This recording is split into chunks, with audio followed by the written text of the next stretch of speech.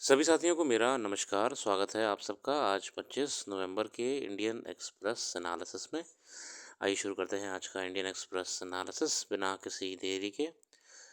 पहले पेज पे खबर देश के विभिन्न कोनों से आई है, मगर हम अपने आर्टिकल्स की तरफ जाएंगे जो कि सीधे तौर पे हमारे एग्ज़ाम पॉइंट ऑफ व्यू से महत्वपूर्ण है, इम्पोर्टेंट है। Delhi's air quality very poor as wind brings respite. After another severe air day, Delhi air quality climbed to very poor category Sunday due to strong winds. On Saturday, the capital was most polluted city in the country with an AQI of 412. On Sunday, as per the 4 p.m. bulletin by Central Pollution Control Board, तो अभी भी दिल्ली की हवा दूषित चल रही है और दिल्ली में लोगों को सांस लेने में हानिकारक स्वास्थ्य के लिए साबित हो रहा है। आज के आर्टिकल्स में बात करेंगे, कई चुनाव को लेकर आर्टिकल्स हैं जो कि आपके लिए इंपॉर्टेंट नहीं है, वो पॉलिटिकल आर्टिकल्स हैं। 3 सॉल्यूशंस फॉर क्लीन एयर। क्या है सॉल्यूशन दिल्ली की साफ हवा के लिए? लेख लिखा है अशोक गुलाटी साहब और रीना सिंह जी द्वारा। For the last few years almost every November Delhi and its surrounding air areas have become a gas chamber with the air quality index crossing 400 mark. It becomes difficult to even breathe according to University of Chicago's Air Quality Life Index report 23. Prolonged exposure to severe air pollution could reduce the life expectancy of Delhi residents by alarming 11.9 years. देखिए 400 से ऊपर air quality पार कर रहा है। जैसे कि हम जानते हैं कि जो जी रैप है वो 4 स्टेज लागू हो जाती है जैसे ही आप 400 पार कर देते हैं। तो इतनी बुरी स्थिति चल रही है दिल्ली में इस समय। और आपका शिकागो यूनिवर्सिटी के अध्ययन के अनुसार जो उन्होंने एयर क्वालिटी लाइफ इंडेक्स निकाला है, ऐसे माहौल में दिल्ली वासियों की उम्र 12 साल तक कम हो रही है। In the mean time our elected leaders are busy in blame game. How can we fight this war against the polluted air? First, we need a credible diagnosis of the problem. And second, we need appropriate policies and products to fight it. We know that a winter sets in, the wind velocity slows down in Himalayan shade, and pollutants have hang in the air. But what are the sources of these pollutants during these months? और देखिए ये कोई ऐसा नहीं है कि एकदम से 1-2 महीने में प्रदूषित हो जाती है हवा, ये पूरे साल की हवा है। As per the IITM Pune, during the first half of 2024, the relative contribution from stubble burning peaked at approximately 35.18% on November 1, followed by Delhi's transport sector contributing to 19%। और जो दिल्ली का ट्रांसपोर्ट्स है, गाड़ियाँ चल रही हैं, लोग घूम रहे हैं बसों में, वो 20% लगभग कंट्रीब्यूट कर रहा है PM 2.5 में, including residential areas 3.9% and industries 4.6%, construction 4.4% and road dust 1.4%। What policies and products can reduce this pollution? और ऐसी कौन सी नीति बनाई जाए कि हम ये पोल्यूशन कंट्रोल कर पाएँ? Firstly, 1 to 1.5 million hectares of paddy cultivation in Punjab and Haryana needs to be diversified to the other kharif crops. Paddy is not native to this region. Both states have borne significant environmental costs to help the nation achieve cereal self-sufficiency. और हमें paddy switch करके खरीफ crops की तरफ जाना चाहिए। और तो पहला सॉल्यूशन यहाँ पे ये बताया है कि पैडी से आप स्विच करके अदर खरीफ क्रॉप्स की ओर बढ़िए, क्योंकि पैडी यहाँ की नेटिव नहीं है। जब हमको फूड सेल्फ सफिशेंसी की ज़रूरत थी ग्रीन रेवोल्यूशन के समय दौरान, तो वहाँ पे बिल्कुल इन क्षेत्रों ने अपना योगदान दे के भारत को स्ट्रांग रखा, लेकिन अब ज़रूरत नहीं है। The central and the state government are aware of this and have taken initial steps towards crop diversification, but farmers continue to grow paddy as this is the most profitable of major field crops and has the least market risk due to open-ended procurement by the government. Our research at ICR reveals that a significant part of paddy profitability comes from a large input subsidies on free power, highly subsidized fertilizers and canal irrigation.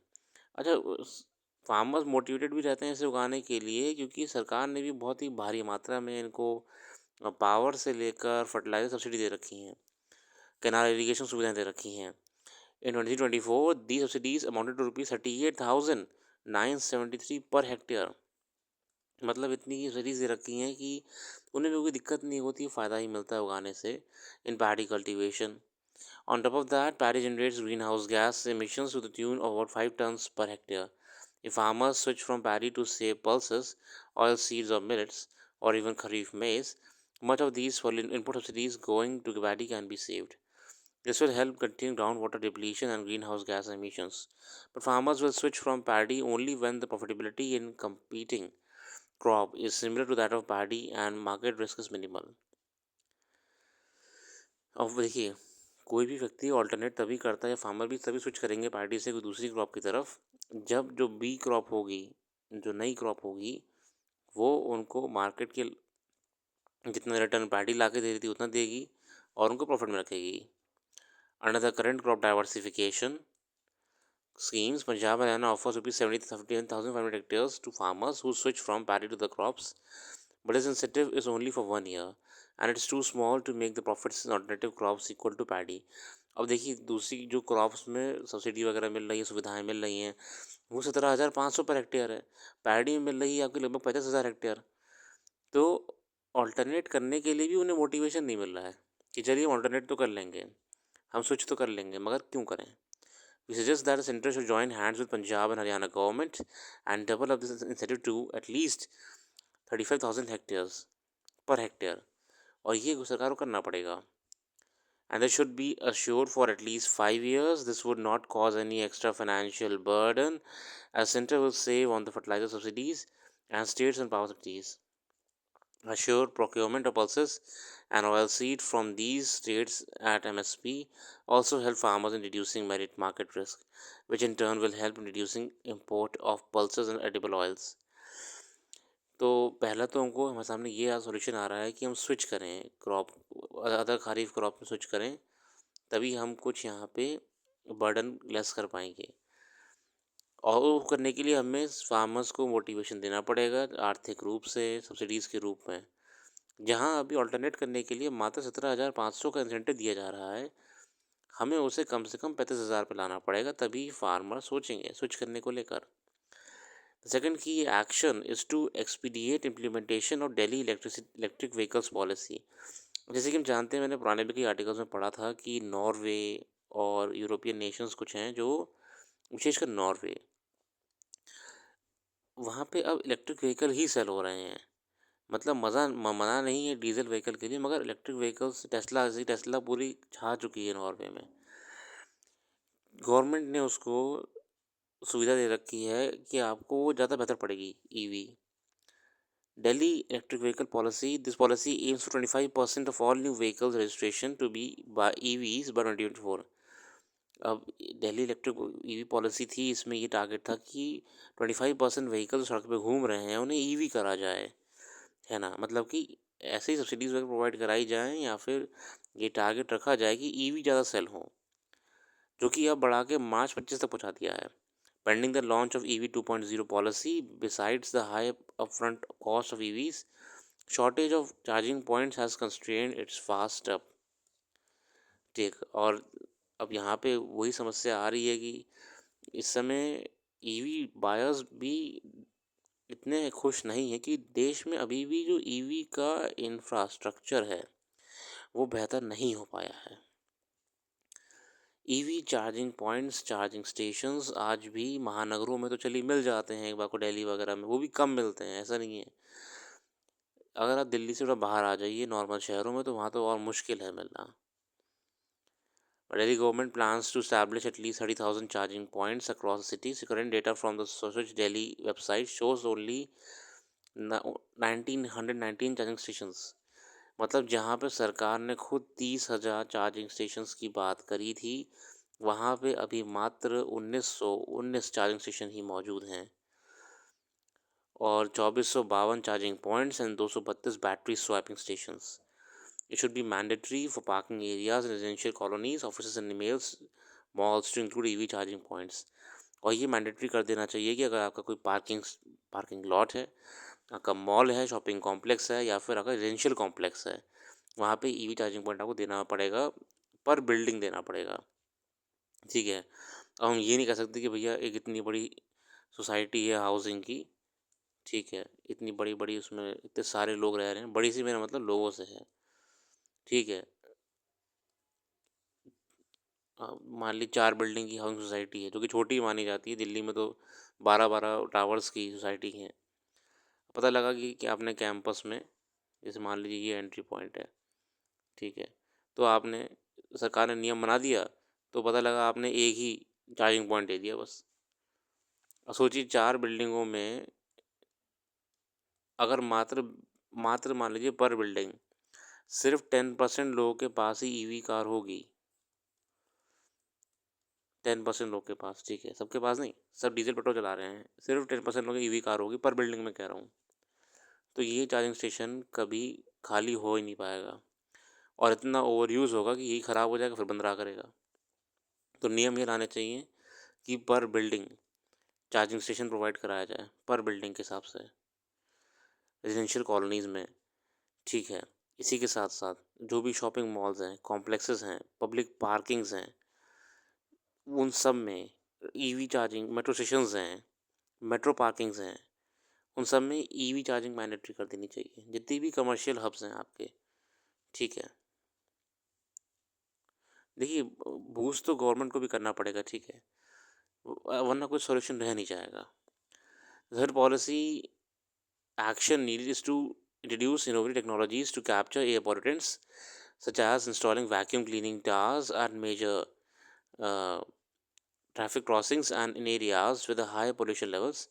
और ये सब में बहुत ही low level पे होते हैं, ये हवा को क्लीन करते रहते हैं, sort of an air filter, आप समझ सकते हो कि वैक्यूम क्लीनिंग टावर्स होते हैं, ये लो लेवल पे होते हैं और एयर को क्लीन कर देते हैं जितनी हो सके।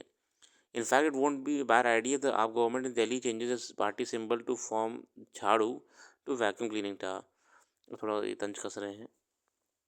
ओवरऑल हमने यहाँ पे देखा कई प्रॉब्लम्स हैं जिनको एड्रेस करने की ज़रूरत है, जिससे हमने शुरुआत में ये सबसे पहले एड्रेस करा कि we need to switch from, पहली बात तो हमें पैडी से स्विच करना पड़ेगा कोई अदर खारिफ क्रॉप पे, ठीक है, तभी ये स्टबल बर्निंग की समस्या हमारी कम हो पाएगी, वरना ये कभी कम नहीं होने वाली है। इसके लिए हमने क्या कहा था कि अदर क्रॉप्स पे जहाँ पे 17,500 पर हेक्टेयर की आपकी बेनिफिट मिल रहे हैं, उसे बढ़ाए कम से कम हमें 35,000 करना पड़ेगा। अगला सोल्यूशन यहाँ पे हमारे सामने इसके बाद ये आया था कि जो दिल्ली की ईवी पॉलिसी है उसे तत्काल इम्प्लीमेंटेशन पर लाया जाए। 25% नहीं, नॉर्वे की तरह कम से कम 42% व्हीकल्स को ईवी वाला करना चाहिए, कि रोड पे कम से कम 42%, दिल्ली को देखकर तो विशेष कर कह रहा हूँ, ज़्यादा ही होना चाहिए कि ईवी ही व्हीकल अब सेल हों अच्छे से। इसके अलावा हमने ये जानने का प्रयास करा था कि ईवी इंफ्रास्ट्रक्चर को अच्छा करा जाए। ईवी सेल करने से कुछ नहीं होता है, ईवी इंफ्रास्ट्रक्चर आज भी ख़राब है। जहाँ पे 30,000 स्टेशंस की बात करी गई थी, वहाँ मात्र 1919 कार्यरत हैं। और smoke towers, vacuum cleaning stations, जो कि हवा को अपने अंदर से गुजार के साफ़ करते रहें, ये भी जगह जगह पे इंस्टॉल करने की हमें वर्तमान में ज़रूरत पड़ेगी। ये इनोवेटिव टेक्नोलॉजीज़ जो हैं, कम से कम लोअर लेवल्स ऑफ एयर जो हैं, देखिए हम पूरे आसमान तो साफ़ नहीं कर सकते, मगर जो लोअर लेवल्स ऑफ एयर हैं, हम उन लेवल्स को तो कुछ हद तक क्लीन कर सकते हैं, ठीक है। These are the certain solution are in front of us and should be implemented as soon as possible. इसी के संबंध में एक चार्ट भी दे रखा है आपके सामने, आप चार्ट का अध्ययन कर सकते हैं।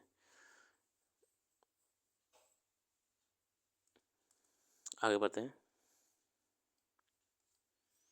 बाकी कुछ पॉलिटिकल आर्टिकल्स आए, क्योंकि इलेक्शन चल रहा था अभी, तो आपको ज़रूरत नहीं देखने की, एग्जाम पॉइंट ऑफ व्यू से ज़रूरत नहीं है, जितने पॉलिटिकल आर्टिकल्स हैं। Weak industrial activity, sluggish urban consumption may drag Q2 GDP to 6.5%। और अभी वर्तमान में थोड़ी सी समस्याएं चल रही हैं इकोनॉमिक। देखते हैं क्या कह रहा है ये article. Weak industrial activity, sluggish urban consumption may drag Q2 GDP to 6.5%। देखिए इस समय अर्बन कंजम्पशन भी लगभग कम ही हो चुका है। राइजिंग इन्फ्लेशन की वजह से लोग अब सेव ज़्यादा करना चाह रहे हैं, खर्च कम करना चाह रहे हैं। Slow pace of industrial activity, especially in the manufacturing, mining, and electrical sector, amid prolonged rainfall, along with rapid consumption growth, mainly in urban areas, is likely to have resulted in slower economic rate in July-September quarter. Real GDP growth quarter two, for which data will be released on Friday, is seen slowing to a six-quarter low 6.5% from 6.7%. आगे बढ़ते हैं, इसकी points पे रहेंगे. While capital expenditures saw a pickup of quarter two after the Model Code of Conduct induced slump during the Lok Sabha elections earlier, it has remained below the year-ago levels of both state and center, adding to growth slowdown concerns. Among all sectors, agriculture growth is being seen as a bright spot with good Kharif output estimates a recovery in rural demand. We expect agriculture GDP to rise to quarter high 6.0%, given elevated Kharif food production estimates. However, the biggest loss of momentum is visible in the industrial sector, with mining, electricity, and gas slowing considerably while manufacturing GDP growth. Industrial product output product बहुत down चल रहा है इस समय. कई कारण हैं. Consumption भी, अर्बन कंजम्पशन को लेकर पिछली बार आर्टिकल्स कई आए थे जो कि बता रहे थे कि शहरों में अब लोग इतना खर्च कम कर रहे हैं, हाई एंड एक्सपेंडिचर कम हो रहा है, because everything is becoming expensive. Services growth is likely to lose some momentum, largely due to pullback in credit growth, which has slowed down considerably in recent months. A sharper moderation in exports than import is also seen, weighing in quarter two growth, with the drag estimated to about 1.1 percentage points as compared to contribution of 0.07 percentage point in quarter one. On the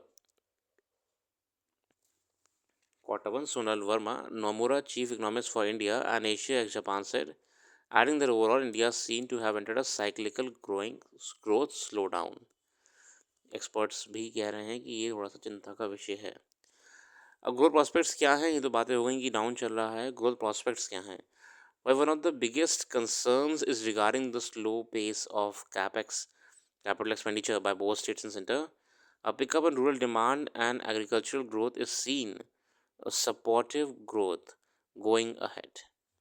Capex is expected to undershoot the target of rupees 11.11 lakh crores for FY25, with rough estimates showing that center's capex could turn out to be around 55,000 crore less than target. The second half poses a challenge for center as it will help to step up its capex by 52% in H2 to achieve the FY25 budget target rupees 11.11 lakh crores.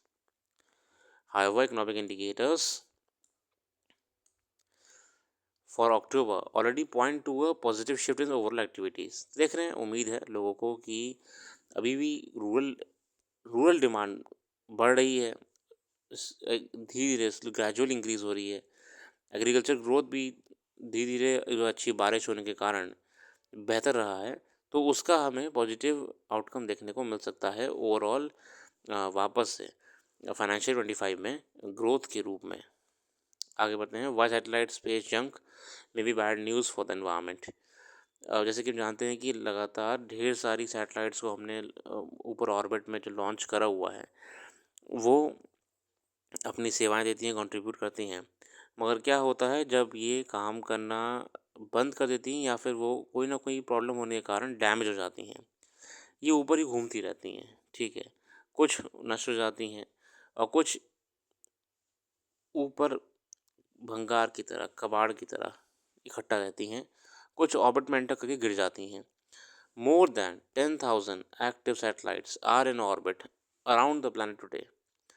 10,000 active satellites orbit के around है today. This number is estimated to shoot up to more than 1 lakh by 2030 and possibly 500,000 in the decades to follow. Most satellites at the end of their life cycle fall to fiery death through Earth's atmosphere. As they disintegrate, however, they leave all kinds of pollutants in the upper atmosphere. As the number of satellite goes up, so will this pollution. ये pollute कैसे कर रही हैं? और जो US की agency है आपकी NOAA, national oceanographic and atmospheric administration, have presented evidence that 10% of the aerosol particles in the stratosphere, जो कि स्ट्रेटोस्फेयर में है, contain aluminium and other metals. They originated from the burn up of satellites and rocket stages during the re-entry. और ये generally तब release हुई हैं जब वापस से ये गिरती हैं नीचे या फिर री एंट्री जब होती है हमारे एटमॉस्फेयर में. Conan Barker, an atmospheric chemist from University College of London, and others found that emissions of aluminium and nitrogen oxides from satellite re-entries significantly increased from 3.3 billion grams in 2020 to 5.6 billion grams in 2022. और ये जो amount है, ये जो मात्रा है, ये बढ़ी ही है. 3.3 बिलियन ग्राम से 5.6 बिलियन ग्राम्स तक पहुंची है. Also on the rise were emissions from the rocket launches, which leave pollutants such as black carbon, nitrogen oxides, carbon monoxide, aluminum oxide, and variety of chlorine gases. और जो rocket launches होते हैं आपके देखने पीछे बहुत बड़ा धुआं निकल रहा होता है, आग जल रही होती है, ये भी आपके सचिन एलिमेंट्स को छोड़ते हुए जाते हैं, black carbon, carbon monoxide, nitrogen oxides वगैरह को एटमॉस्फेयर में. इम्पैक्ट ऑफ पॉल्यूशन, क्या इम्पैक्ट है इनका पॉल्यूशन में? The white pollution from burnt of satellites high up in the atmosphere is seemingly a distant concern for humans. It might lead to ripple effects that will change the chemistry of the atmosphere. This is not a good news. Life on Earth has evolved over billions of years to adjust to the planet's specific environment, and even small changes could trigger massive chaos on the planet. और भले ही हम कहें कि तो बहुत ऊपर है, बहुत दूर है, तो हम पे इस पर क्या फ़र्क पड़ेगा? तो ऐसी कोई बात नहीं है. फ़र्क पड़ेगा एटमॉस्फेयर कंपोजिशन में. This layer absorbs 99% of ultraviolet rays of sun. यहाँ हम बात कर रहे हैं स्ट्रेटोस्फेयर की, जो कि 99% अब्जॉर्ब करती है सन रेज को, which would otherwise harm living organisms on the Earth's surface, but pollutants from burnt up spacecraft are likely to already harming it. और इन सब एलिमेंट्स के वहाँ पे होने से, पोल्यूटेंट्स के होने से इस प्रक्रिया में पक्का कोई ना कोई प्रभाव पड़ेगा. Aluminium oxide for instance is known for catalyst for ozone depletion. This would be a major new threat to the ozone layer, especially in the light of success of the Montreal Protocol of 1987, which banned production and emissions of known ozone-destroying chemicals, such as chlorofluorocarbons, previously used as common refrigerants. Murphy also notes many of the ways in which spacecraft pollutants might impact the atmospheric composition. He told Science News, एक journal किताब है ये, soot emitted from the rocket engines absorb solar energy, which can warm the atmosphere. Copper and other metals released during the incineration of spacecraft wiring and alloys are known to be powerful catalysts for chemical reactions in the atmosphere. और ये जितने भी आपके complex pollutants निकलते हैं rocket के launch के बाद और ऊपर जो सेट हो जा रहे हैं, ये सब पॉल्यूशन को और ऊपर वार्मिंग को कंट्रीब्यूट करेंगे. Aluminium oxide, carbon monoxide etcetera. Article 22 tackle plastic pollution. Nikhil Ghankar कहते हैं, starting today, more than 170 countries will converge in Busan, Republic of Korea, to negotiate a new legally binding global treaty to end plastic pollution, including marine pollution. This is the fifth round of talks since 2022. Why is global plastic treaty required? Owing to adaptable properties and versatile use, plastic has become the almost indispensable for humans. As a result, जैसे हम जानते हैं कि plastic आज की तारीख में हमारे जीवन में पूरी तरह घुस चुका है, और ऐसी कोई चीज़ नहीं जहाँ पे प्लास्टिक का यूज़ ना हो डेली कंजम्पशन में, पैकेजिंग में, स्टोरेज के लिए एक्सेट्रा. और in Asia nearly half of this was produced in Asia. मतलब कि जो ग्लोबल प्रोडक्शन ऑफ प्लास्टिक का था 234 मिलियन टन्स से 460 मिलियन टन तक पहुंचा था. इसका आधे से ज़्यादा एशिया में बना था, followed by North America, Europe and बस. Plastic production is expected to touch 700 metric ton by 2040 और 2040 तक 700 मीट्रिक टन तक ये पहुंच जाएगा. This has led to a crisis as a plastic takes anywhere from 20 to 500 years to decompose, and less than 10% has been recycled. According to 2023 study published by The Lancet, about 400 metric ton of plastic waste is generated annually, a figure expected to jump by 62%, और लगभग annually 400 metric ton plastic waste आपका waste generate होता ही होता है. Much of the plastic waste leaks into environment, especially into the rivers and oceans, where it breaks down into smaller particles. This has severely impacted the environment and health of living beings.